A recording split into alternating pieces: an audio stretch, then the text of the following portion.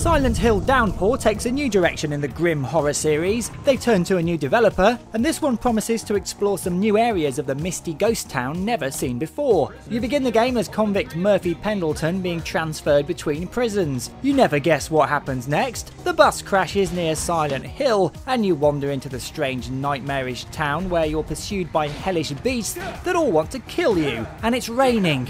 Just your luck, eh? If you've played a previous Silent Hill game, and I've played them all, things will feel very familiar. You hunt around areas for objects, use or combine them with other items to progress, solve rudimentary puzzles and ones where you must consult clues found in your journal and check your map for where to go next. There's also melee combat and the odd gun to find here and there, which may just help you dispatch the creatures from a distance. So what's it like?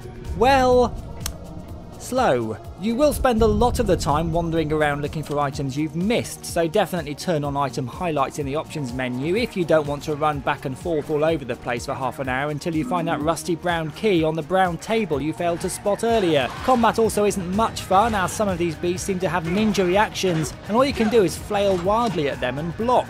If you're hit, you mostly get staggered too, which further makes combat frustrating. Most of the time it's best to just run away, which then just makes the monsters an annoyance as you make your way through the story.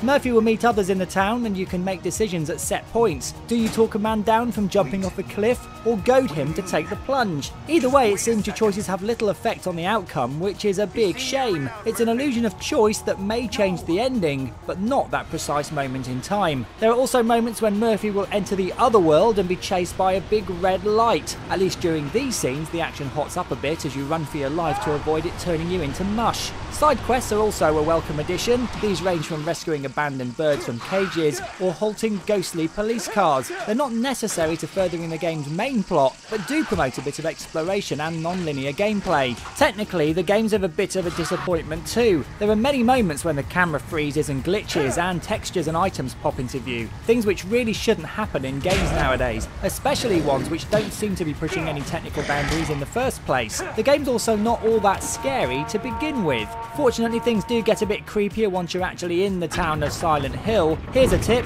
turn up your speakers if you want things to go bang and make you jump a lot.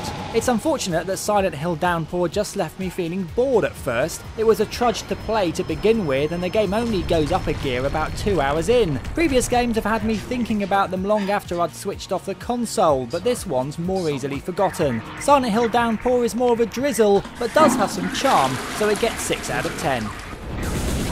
You've been watching a review from Gamesweasel. If you want to get the show each week, which includes video game reviews, news, previews, competitions and special features, then head over to Gamesweasel.com for our video podcast, Gamesweasel TV.